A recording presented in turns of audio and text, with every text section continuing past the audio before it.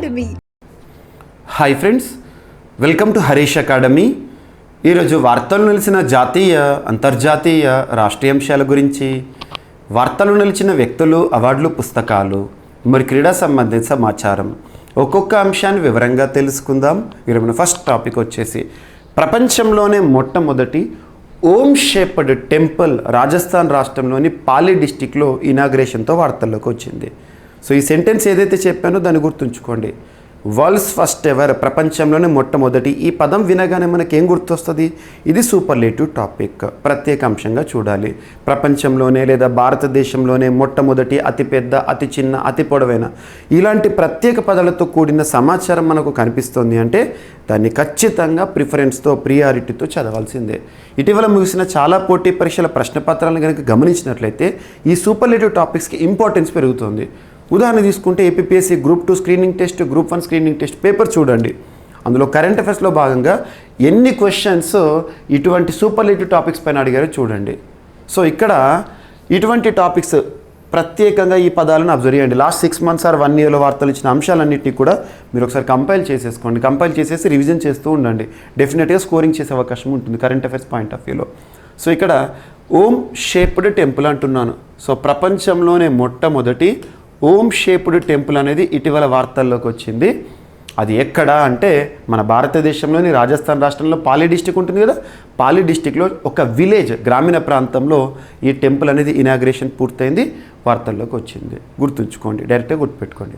And next వచ్చేసి so మనం కామన్గా సర్వసాధారణంగా చేసే కొన్ని పనులు కొన్ని సందర్భాల్లో మనకే ముప్పుగా రావచ్చు, ముప్పుగా మిగలవచ్చు. అంటే అర్థం ఏంటంటే ఎప్పుడైనా మనము రద్దీ ఉండే ప్రాంతాల్లో కానీ, ఎక్కువగా జనాలు ఉండే ప్రాంతాల్లో కానివ్వండి, లేదా షాపింగ్ మాల్స్లో కానివ్వండి, ముఖ్యంగా ప్రైవేట్ ఏరియాస్ అంటే ఏంటంటే ఏదైనా షాపింగ్, ప్రైవేట్ షాప్ ఉంటుంది కదా, ప్రైవేట్ షాపు, పెద్ద మాల్ కానీ అటువంటి దగ్గర ఒక ఏరియాలో మనకి మొబైల్ ఛార్జింగ్ యూనిట్ లాంటివి కనబడే అనుకోండి. కామన్గా యూత్ అయినా ఎవరైనా కూడా మొబైల్ ఛార్జింగ్ అయిపోతుంటే ఈ రోజున ఎట్లా ఉంది పరిస్థితి అంటే the dependency on mobile phones increasing now. చాలా ఆధారపడుతున్నాం, ఛార్జింగ్ అయిపోతుందని తట్టుకోలేము. ఇటువంటి పరిస్థితుల్లో ఎక్కడైనా ఛార్జింగ్ పాయింట్ ఉందా అని వెతుకుతాం. ఎక్కడ పడితే అక్కడ మనం మొబైల్ ఛార్జింగ్ అనేది పెట్టడం జరుగుతుంది. సో దీనివల్ల మనకే సమస్యలు రావచ్చు. ఎందుకంటే మన మొబైల్కి సంబంధించిన డేటాని చోరీ చేసే అవకాశం ఉండొచ్చు, లేదా మన మొబైల్లోకి ఏదైనా అన్వాంటెడ్ యాప్స్ని పంపించే ప్రయత్నం జరగవచ్చు, లేదా ఇటీవల మనం చూస్తే ఫోన్ ట్యాపింగ్ లాంటివి కానివ్వండి, ఇటువంటివి కూడా జరిగే అవకాశం ఉంటుంది. సో దీనిపైన కేంద్ర ప్రభుత్వం అన్ని రాష్ట్రాలకి కూడా కొన్ని కీలక ఆదేశాలు జారీ చేసింది. ముఖ్యంగా ప్రజలను అప్రమత్తం చేయాల్సిందే. సో పబ్లిక్ ఏరియాలో, రద్దీ ఎక్కువగా ఉండే ఏరియాలో, ముఖ్యంగా ప్రైవేట్ యాజమాన్యం ఉండే ప్రాంతాలు కానివ్వండి, అక్కడ మొబైల్ ఛార్జింగ్ ఏదైతే ఉంటుందో, పబ్లిక్ ఛార్జింగ్ పోర్టల్స్ ఏవైతే ఉంటాయో, మన మొబైల్ ఫోన్కి ఛార్జింగ్ పెట్టుకోవడానికి ఉండే వసతి, అటువంటి పరిస్థితులు చూసినప్పుడు వెంటనే మన మొబైల్ ఫోన్కి ఛార్జింగ్ పెట్టకండి. అదే చెప్తున్నారు ఇక్కడ. ఒకవేళ మరీ నెసెసిటీ ఉంది, అయ్యో ఛార్జింగ్ అయిపోతుంది ఎలా ఇప్పుడు అనే పరిస్థితిలో పెట్టండి, పర్లేదు. కానీ ఏం చేయాలని but on one condition, mobile మొత్తాన్ని కూడా స్విచ్ ఆఫ్ చేసి పెట్టండి. ఎందుకంటే right to privacy is our fundamental right, గోప్యత ప్రాథమిక హక్కు. మన మొబైల్కి సంబంధించి డేటా మనకు గోప్యంగా ఉండాలి. అండ్ మన మొబైల్ నుండి ట్యాపింగ్ చేయడం కానీ, లేదా వైరస్లు రావడం కానీ ఇటువంటివి జరుగుతున్నాయి. కాబట్టి వీటన్నింటిని అడ్డుకట్టవేయడానికి ప్రజలకు కేంద్ర ప్రభుత్వం కీలక సూచన చేసింది. అన్ని రాష్ట్రాలు కూడా ఆదేశాలు పంపింది. సో దేశ ప్రజలకు కేంద్ర ఐటీ శాఖ ఆధ్వర్యంలోని Indian computer emergency response team నిన్నటి రోజున కీలక సూచన చేసింది. హోటళ్ళు, బస్టాండ్లు, కేఫ్లు, ఎయిర్పోర్ట్లు తదితర ప్రదేశాల్లో ఉండే పబ్లిక్ ఛార్జింగ్ పోర్టల్స్ ఏవైతే ఉంటాయో వాటిని స్మార్ట్ ఫోన్లకు ఛార్జింగ్ పెట్టే సమయంలో జాగ్రత్తగా ఉండాల్సిందే. పబ్లిక్ ఛార్జింగ్ పోర్టల్ ద్వారా దుండగులు ఫోన్లోని సమాచారాన్ని చోరీ చేయవచ్చు, హానికరమైన యాప్లను ఫోన్లలో ఇన్స్టాల్ చేయవచ్చని తెలిపింది. డేటాను తొలగించి మళ్ళీ రీస్టోర్ చేయడానికి డబ్బులు అడిగే అవకాశం కూడా ఉందని పేర్కొంది. కొంతమంది బయటకు వెళ్ళినప్పుడు పవర్ బ్యాంకులు లేదా ఛార్జర్లను తీసుకెళ్లాలని సెట్ చెప్పడం జరుగుతుంది. ఒకవేళ తప్పనిసరి పరిస్థితుల్లో పబ్లిక్ ఛార్జింగ్ పోర్టల్లో ఛార్జింగ్ పెట్టాల్సి వచ్చినప్పుడు ఫోన్లను స్విచ్ ఆఫ్ చేయాలని సూచించడం జరిగింది. లేదా ఏదైనా సైబర్ మోసానికి కనుక గురైనట్లయితే ఈ వెబ్సైట్లో ఏదైతే www.cybercrime.gov.in పోర్టల్ లేదా 1930 నంబర్కు కాల్ చేసి ఫిర్యాదు చేయాలని చెప్పేసి చెప్పడం జరిగింది. So very very important. ఇదొక సమాచారంలో చూడండి. ఎందుకంటే ఈరోజు డేటా ఈజ్ ద వెల్త్. మనకు సంబంధించి ఆస్తులు అంతస్తులు కాదు, మనకు సంబంధించిన సమాచారం అనేది మనకి ఇంపార్టెంట్. ఆ సమాచారాన్ని వేరే వారు దొంగిలిస్తున్నారంటే సమస్యల్లో మనం ఉండే అవకాశం ఉంటుంది, గుర్తుంచుకోండి. నెక్స్ట్, మనుషుల చెవికి రెప్లికా సృష్టి 3D ప్రింటింగ్ టెక్నాలజీతో. ప్రస్తుతం ప్రపంచంలో 3D ప్రింటెడ్ టెక్నాలజీ అనేది అద్భుతంగా చూస్తున్నాం. అలా 3D ప్రింటింగ్ టెక్నాలజీతో సేమ్ మిమిక్గా మన ఇయర్ ఏదైతే ఉంటుందో, చెవి ఏదైతే ఉంటుందో అలాంటి ఒక షేప్లో ఒక కృత్రిమ చెవిని సృష్టించారు శాస్త్రవేత్తలు. ఎవరు శాస్త్రవేత్తలు చూస్తే సరిపోతుంది. అచ్చం మనుషుల చెవిలానే ఉండే చెవి రెప్లికా ప్రతిరూపంను అమెరికాలోని veil Cornell medicine and Cornell ఇంజనీరింగ్కు చెందిన శాస్త్రవేత్తలు సృష్టించారు. అమెరికా శాస్త్రవేత్తలు టిష్యూ ఇంజనీరింగ్ 3D ప్రింటింగ్ సాంకేతికలను ఉపయోగించి ఈ చెవి రెప్లికాను తయారు చేశారంట, గుర్తుంచుకోండి. అండ్ చరిత్రకి సంబంధించి మనం చాలా అప్డేట్ చూస్తున్నాం. కరెంట్ అఫైర్స్ అనేది ఒక సైంటిఫిక్ అప్రోచ్లో చూడండి. Current affairs is not at all a single subject, don't feel like that. మనం కరెంట్ అఫైర్స్ని ఒక శాస్త్రీయ కోణంలో చూడాలి.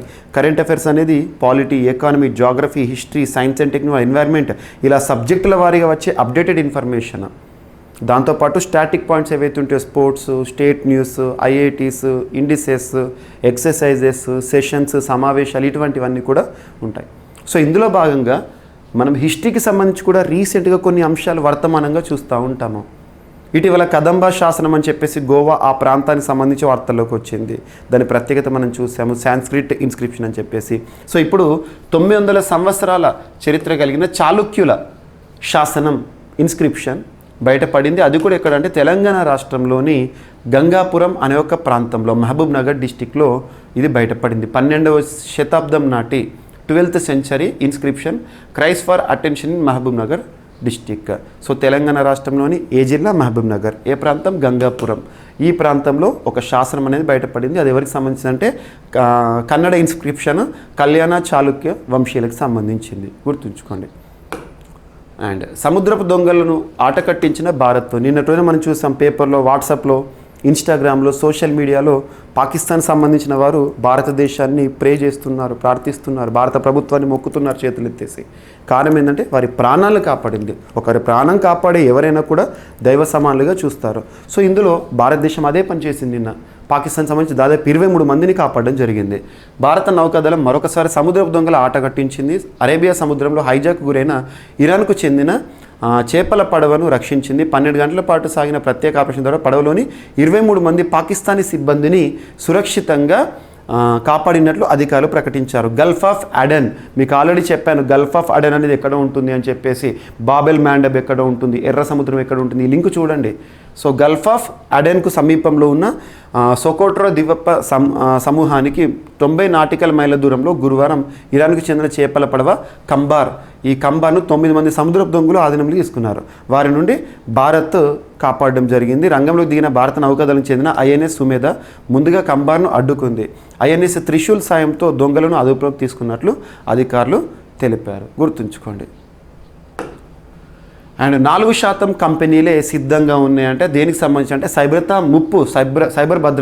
సైబర్ భద్రత ముప్పు ఎదుర్కోవడంపై సిస్కో నివేదిక. ప్రస్తుతం చూడండి, మనం అంతా ఆన్లైన్ పైన ఆధారపడుతున్నాం. టెక్నాలజీ అనేది పెరుగుతుంది. ఇటువంటి పరిస్థితుల్లో నేరాలు కూడా పెరుగుతున్నాయి, ఆన్లైన్ మోసాలు, సైబర్ క్రైమ్స్. సో వాటికి సంబంధించిన ఒక అంశము సైబర్ భద్రత ముప్పు ఎదుర్కోవడంపై సిస్కో నివేదిక ఇచ్చింది.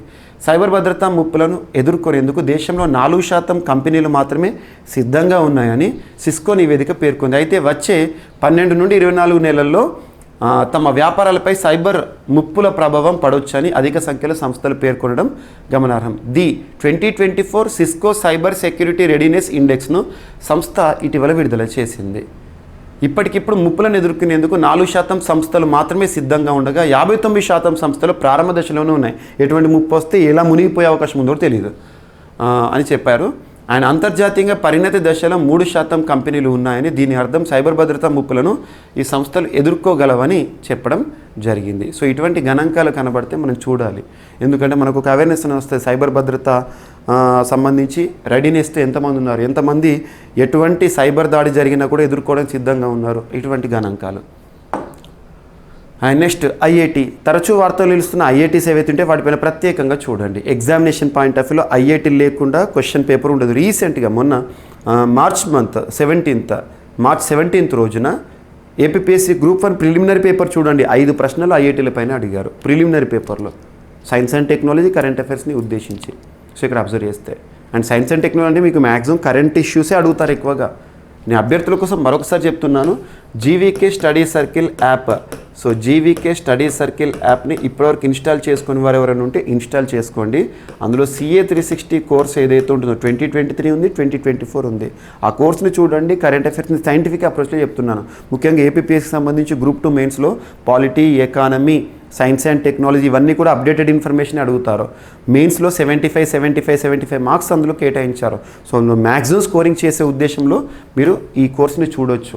కొన్ని టాపిక్స్ చూడండి, ఓకేనా. And at the same time మన యాప్లో అన్ని కోర్సులపైన కూడా భారీ ఆఫర్ని ప్రకటించడం జరిగింది. సో రేపటి రోజున అన్ని ఆఫర్స్ కూడా ముగియబోతున్నాయి. సో ఇప్పటివరకు ఎవరైనా అవైల్ చేసుకుని వారు ఉంటే చూడండి. సో కోర్సులో కూడా కొన్ని ఫ్రీ కంటెంట్లు ఉంటాయి అండ్ నెక్స్ట్ కొన్ని డెమో వీడియోస్ ఉంటాయి, వాటిని కూడా మీరు అబ్జర్వ్ చేయొచ్చు. సో జీవీకే స్టడీస్ యాప్లో కూడా ఫ్రీ కంటెంట్లో కూడా చాలా వరకు తెలంగాణ మాసపత్రిక ఇటువంటివి కొన్ని ఫ్రీగా ఇచ్చాను. అండర్లైన్స్ ఏవైతే ఉంటే హెడ్డింగ్ చేసి మరీ ఇచ్చాను, చూడండి ఒకసారి, ఓకేనా. అండ్ ఇక్కడ మనం చూస్తే ఐఐటి మద్రాస్లో ఇటీవల 6వ edition Shaastra rapid FIDE rated, Shaastra rapid FIDE అంటే ఫెడరేషన్ ఇంటర్నేషనల్ డెస్ చెస్, అంతర్జాతీయ చెస్ సమాఖ్య వారు నిర్వహిస్తున్న ఒక టోర్నమెంట్ ప్రారంభమైంది. Shaastra rapid FIDE rated chess tournament ఏఐఐటిలో జరిగింది. సో నిన్నటి రోజున ప్రారంభమైంది, మార్చి 30 ఈ రోజుతో ముగిసింది. ఐఐటి మద్రాస్ ఆతిథ్యంలో జరిగింది, గుర్తుపెట్టుకోండి. చెస్కి సంబంధించిన టోర్నమెంట్, ఓకేనా. ఈరోజు వార్తలు వ్యక్తులను కనుక అబ్జర్వ్ చేస్తే ఒక పర్సన్ వార్తల్లోకి వచ్చారు, Kamal Kishore, Indian expert Kamal Kishore to lead UN's disaster risk reduction efforts. అంటే ఐక్యరాజ్య సమితికి సంబంధించి ఒక అనుబంధ సంస్థ యుఎన్స్ డిజాస్టర్ రిస్క్ రిడక్షన్ సంస్థ ఏదైతే ఉంటుందో ఈ సంస్థ జెనీవా కేంద్రంగా పనిచేస్తుంది. ఆ సంస్థకి సంబంధించి మన ఇండియన్ ఎక్స్పర్ట్ అందులో ఒక ప్రతినిధిగా రీసెంట్గా వార్తల్లోకి వచ్చారు. So Indian expert Kamal Kishore to lead, so తన ఆధ్వర్యంలోనే లీడ్ చేయబోతున్నారు టీంని.